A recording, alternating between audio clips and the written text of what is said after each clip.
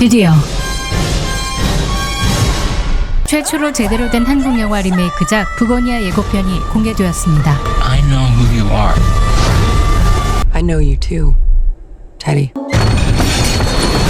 부고니아는 한국 영화 지구를 지켜라의 헐리우드 리메이크작인데요. 지구를 지켜라는 22년 전인 2003년 개봉됐던 장준환 감독의 데뷔작입니다. 문소리 배우의 남편이기도 한 장준환 감독은 이 영화의 개봉 당시 포스터를 비롯한 마케팅 포인트가 잘 소구되지 못하면서 흥행에는 실패했지만 당시 많은 상을 휩쓸며 그 작품성을 인정받았죠. 장준환 감독은 이후 화이, 1987 등으로 흥행에도 성공하며 화려한 수상 경력을 쌓게 됩니다. 부고니아를 보기 전 원작 지구를 지켜라의 결말을 제외한 간략한 내용을 정리해 볼 텐데요. 스포가 싫으신 분들은 바로 부고니아로 넘어가셔도 좋습니다.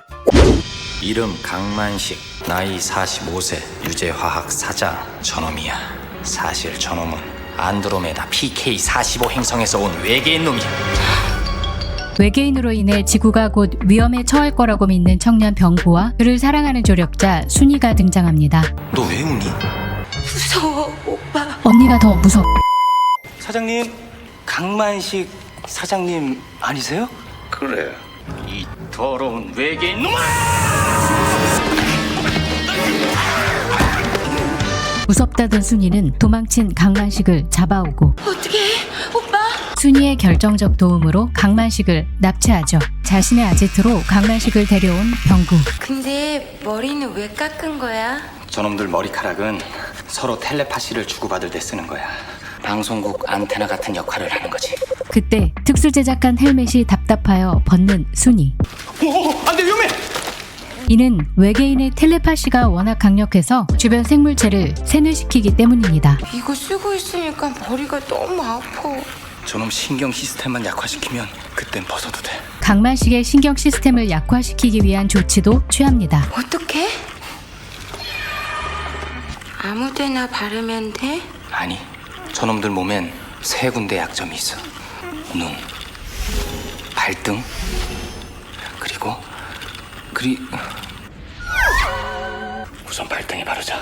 흡수를 빠르게 하기 위해서 피부를 좀 벗겨내야 돼. 이 정도면 됐어. 병구는 자신의 아지트에서 양봉업을 하고 있지만 사실 그곳은 외계인에 대해 편집증적으로 파헤쳐온 그의 연구실이었습니다. 병구는 정말 처절할 정도의 슬픈 과거가 있는데요. 그렇게 자신의 인생에서 끔찍한 불행을 끼친 인물들을 외계인이란 이유로 한 명씩 납치해 고문한 뒤 죽여서 그 표본도 모으고 있었죠. 뭐 하는 거야? 희망을 없애는 거야. 넌 여기서 못 나가. 안돼! 제발 이러지 마! 엄마를 살릴 수 있어! 게다가 병구의 엄마는 강만식의 화학 공장에서 일하다 약품 중독으로 식물인간이 되어버렸습니다. 강만식은 해독제를 알려주지만 안타깝게도 직전에 병구의 엄마는 죽고 말죠. 미친 척 그만해 이 미친놈아! 지구를 지킨다고? 누굴 위해서? 뭘 위해서? 너 괴롭힌 놈들 다 잡아다 죽이면 그럼 지구가 지켜지는 거야? 그래? 좋아, 네가 이겼어. 나 말해줄게. 더 낭비할 시간도 없어. 개수작 집어쳐! 온갖 탈출의 노력이 모두 실패로 돌아가자 결국 강만식은 마지막 탈출의 방법으로 병구의 말을 인정하며 외계인과 접선을 위해서는 자신의 화학 공장으로 가야 한다고 병구를 설득합니다. 강만식에게 설득된 병구는 순이와 함께 화학 공장으로 향하고 이후 정말 깜짝 놀랄 충격적인 대반전으로 영화는 끝을 맺게 되죠. 자, 그럼 부고니아의 예고편 분석 바로 가보시죠. Good morning, Corey. Good morning, Michelle. 활기찬 모습으로 회사에 들어오는 여성 미셸은 대기업 제약회사의 잘나가는 CEO입니다. I believe every company should strive to form a diverse table, to empower people of different skills and 타임과 포브스의 표지를 장식할 정도로 유명 인사에 영향력 있는 인물임을 알 수 있죠. 그녀는 바쁜 스케줄을 쪼개 피부 관리와 체력 관리도 잊지 않고 회사를 위한 영상 촬영도 열심입니다. every time. What is it? 너무 바빠 외우는 걸 까먹었나 보네요. skills and identities. To foster a new generation of. Okay, let's go again. 원작의 백윤식 역할은 엠마 스톤이 맡았습니다. 연기 잘하는데? They want you to think it's you. that it's you who made this world? 앞선 미셸과는 너무도 대조적인 허름한 옷차림에 자전거를 끌고 가는 두 남자 테디와 돈입니다. 모자를 쓴 테디는 미셸의 제약회사 물류센터에서 일을 하고 있고 그의 사촌 돈은 발달장애 증세를 보이는 인물이죠. 트레이너와 함께 스파링을 하는 미셸과 달리 테디와 돈은 홈트도 힘들어 보입니다. But it's always been them.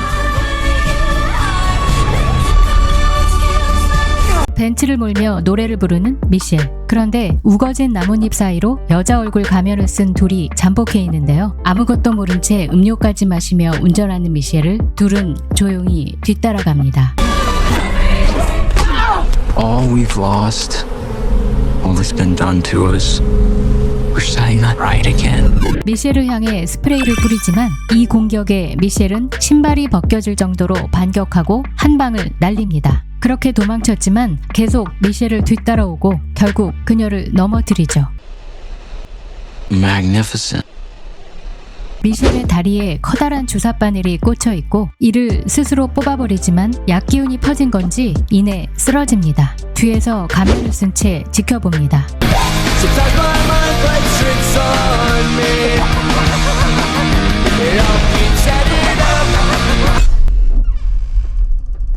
How can you tell she's an alien? Well, the signs are obvious. 이 말에서처럼 테디는 자신의 생각과 말에 굉장한 확신이 있는 인물입니다. 사촌동생 돈에게도 그 영향력이 전해지죠. 범행에 사용된 가면도 불태우고 드디어 납치에 성공한 두 사람은 기뻐 서로 껴안고 좋아하는데요. 원작의 신하균 역할을 하고 있는 테디는 미셸이 인간으로 위장해 지구로 보내진 외계인이라고 믿고 있습니다. 즉 그녀가 인간의 방식과 약점 그리고 인간을 파괴하는 법을 배우기 위해 지구에 왔다는 것이죠. 귀여워졌네. Greetings. Welcome to the headquarters of the Human Resistance. Where's my hair? Your hair has been destroyed. 정신을 잃었던 미셸이 깨어납니다. 미셸의 머리는 원작처럼 텔레파시를 주고받지 못하도록 삭발된 상태. To prevent you from contacting your ship. What ship? Your mothership? Okay. 게다가 얼굴에 어떤 작용을 하는 하얀 크림인지 연고인지 잔뜩 발라놓았는데 원작에서 떼수건과 물파스가 그 역할을 했던 신경 시스템을 약화시키는 조치 때문인지는 알 수 없네요. 또한 원작에서처럼 특수 제작된 의자가 등장하지는 않고 손이 수갑 같은 것에 결박된 상태입니다. In the next 48 hours, the police and the FBI will begin a statewide manhunt. I'm a high-profile female corporate executive. 유명한 자신을 납치했으니 공권력이 투입될 테고 I am crucial. In all humility, I can say that. Think of it like you abducted the governor, but worse. 주지사보다 더한 자신의 사회적 위치를 강조하죠. 회사에 출근하여 휴게실인 듯 보이는 곳에서 TV를 보고 있는 테디. 미셸의 말처럼 TV에서는 그녀에 관한 수사가 보도되고 있습니다. 이미 전자파를 차단하기 위해 창문에 쿠킹 오일을 붙이고 커튼도 치며 외부와 완벽히 차단된 환경을 만든 상태. There is no possible scenario where you benefit from this incident. 마지막으로 손해볼 짓 하지 말라는 경고도 잊지 않습니다. 미셸은 막대한 부와 권력을 가진 만큼 납치된 상황에서도 시종일관 고자세를 잃지 않습니다. 묶여있던 수갑은 풀어주지만 뒤에서 돈이 총을 들고 경계를 늦추지 않네요. 미셸을 감금한 곳은 이 집의 지하 작업실인 듯 보이는데 누군가 들어와도 찾지 못하도록 단단히 못질을 하는 테디. That was really good. My pulse is racing right now. 미셸의 경고에 코도 숨치며 꿈쩍도 않는 테디. 둘의 팽팽한 대립이 예상되는데요. I've done a ton of research on this. You're killing our planet. 그동안 외계인에 대해 편집증적으로 자료 조사를 하고 실제 용의자들을 납치해 생체 실험까지 한 것으로 보이는데 Alien fellas. I'm not an alien. You're lying to me. What's the difference? 어이없는 미셸은 당연히 이를 부정하고 You know this is crazy. You know this is wrong. 그때 테디의 집에 경찰이 찾아옵니다. 그 와중에도 돈을 설득하는 미셸. 뭔가 조종의 달인 같은 느낌도 나네요. I know who you are. I know you too, Teddy. 갑자기 스탠스가 바뀌며 테디를 안다고 하는 미셸. It's fine, it's cool.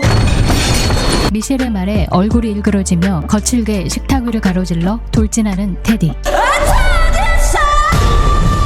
이후 가발을 쓴 미셸이 운전을 하고 있고 그 옆 조수석엔 테디가 앉아 감시하는 듯한데 아마도 원작에서처럼 계기월식에 맞춰 테디의 요구를 들어주기 위해 미셸이 자신의 집이나 사무실로 가게 된 게 아닐까 추측해봅니다. 그리고 잠깐 비춰지는 아수라장이 된 도로의 모습. 진짜 외계인이라도 나타난 걸까요? I know what you are. 테디를 설득해 자신의 사무실에 온 듯 보이는 미셸은 사투 과정에서 폭발이 일어나 핸드폰도 날아가는데 중간에 잠깐 보이는 경찰의 출동. 미셸은 가발도 벗겨진 채 불편한 다리로 서둘러 어디론가 향합니다. 피로 흥건해진 옷을 입은 채 울며 자전거를 타고 급하게 가는 테디. 양봉장에서는 누군가를 내리치는 듯 보이는데